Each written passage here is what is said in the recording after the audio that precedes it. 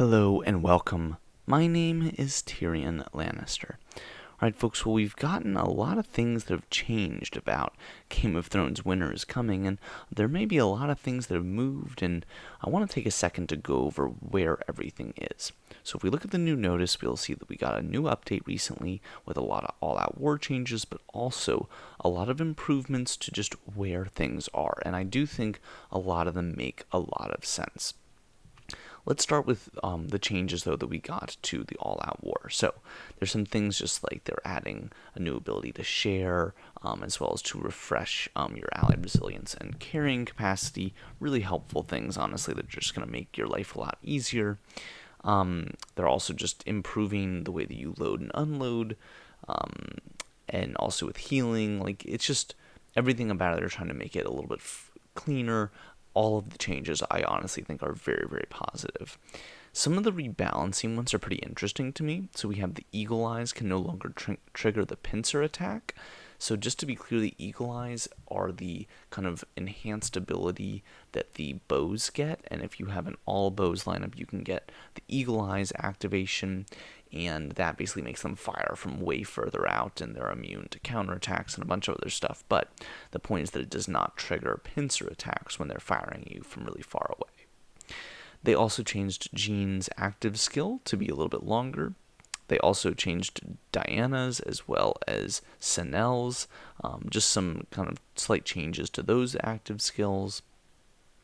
And then lastly, they just rebalanced the counter ratios to be up to 1.5 from 1.35. So that's it. I don't know that any of these are super appreciable to where you're going to notice it a ton, but just looks like they're going to be making certain commanders a little bit stronger, and then the rest of the changes, like I said, are pretty positive and make a lot of sense. Okay, so let's talk about where everything's gone. So the first one is the detail screen of Rebel Group and Rebel Leaders will now show recommended troop type and number of troops required. So let's just go and show what we're talking about with that. So basically what they mean is that they've really redone how this whole search page works, and there are a few others that deal with this as well, but the resource plots have their own thing, Rebel Leaders have their own thing, and the world map monster has its own thing. So if I go to the Rebel Group here, what it means is that it'll tell me kind of the recommended troops, how many I need. So it's telling me that I need, tier 1 troops, and I need 200 of them for just a level 1. And if I go up to, let's say, a level 25, then it tells me here in Elite, it's telling me I need level 4 troops, and I need about 600k of them in order to beat it. Obviously, this isn't going to be the exact number, but it's just to give you an idea of what roughly you need, and you'll kind of notice that it's just mirroring what they're sending, so nothing too crazy there. I think it's a lot more helpful when you look at the rebel camps, just giving you a sense of what you need from the recommended troops there. I will admit, I think this is mostly to help newer people that are trying to figure out exactly what they need to take a different rebel camp or whatever, but I think pretty much anyone can take a level 5 rebel camp. You're going to be able to get at least 1.5 million tier 4 troops, and again, if you have a stronger castle with good stats, you probably don't even need that many. Okay, so that's the gist there of what was changed here. Let's go and see what's next. So we also have improved UI map of searching screen. I'm not going to get into that, but just, when you're on the map, it's just a little bit nicer looking. Okay, this is big. Remove the VIP quest feature. Corresponding reward of removed feature will be added in VIP screen. Daily chest for all royal lords to claim. So what they're talking about is that there's no more little VIP indicator. Instead, it's right here, okay? You can still click on it. You still get to this screen where you can get everything you need, but you basically aren't supposed to have that little button defined. You're supposed to do it on your own like that.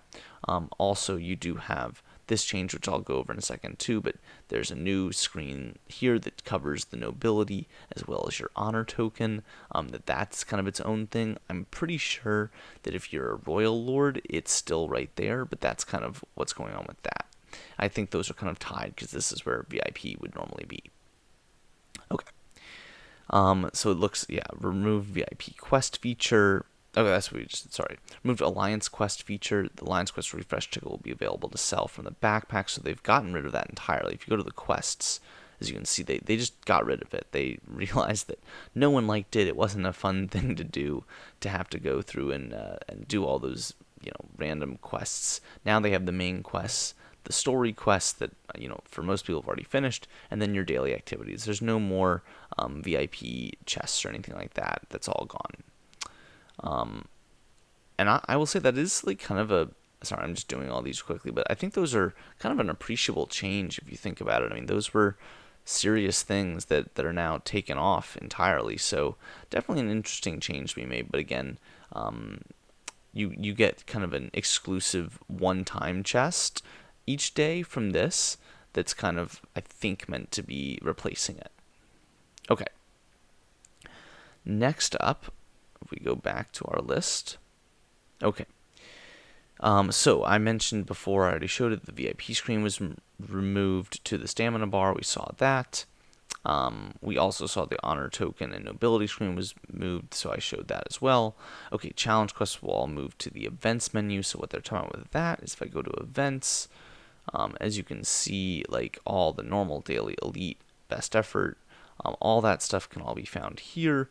There's also like things like the Lord of Lords, which we all knew about, but I think they've added these normal daily and elites here just to make it a little bit cleaner, easier to use. Again, really just helpful things, making more sense as to where things should go. Recommended commander rankings have been updated, and then there's some other game experience and GUIs. So again, I do really think this was a good example of kind of just updating stuff, making it make a little bit more sense. I love they've added these timers so you know when things are coming next. Just makes it really clean, makes it all a lot more sense. So let's just take a look really quickly at the commander rankings that they were discussing. So if I go here, I can see the commander rankings. As you can see, they've added in a bunch of new ones. They added in the weakness setup, the female setup, and then the combos. And obviously each of them are based around, either Layla or Sonara or Jamie. And that's kind of the basics. And it's kind of trying to indicate to you what troops you should be using, or what commanders, you should be using in combination with them. I don't believe that the others have changed in any way, but if I'm wrong, someone please obviously let me know. Okay, but that's it for this one, guys. Definitely, like I said, a lot of kind of more behind the scenes changes that are just hopefully making the game a little bit easier to play each time and making it so it's less clicks. That's a really common trend with them. They want us to not have to click a million times to do all of our dailies, which I know I appreciate a lot, and I hope all of you do too. I'm a fan of this update. I think some of these are always really, really helpful updates and just improving the overall experience of playing the game. Hope you guys enjoyed it, and until next time, my name is TyrionLanstr, and I'll see you then.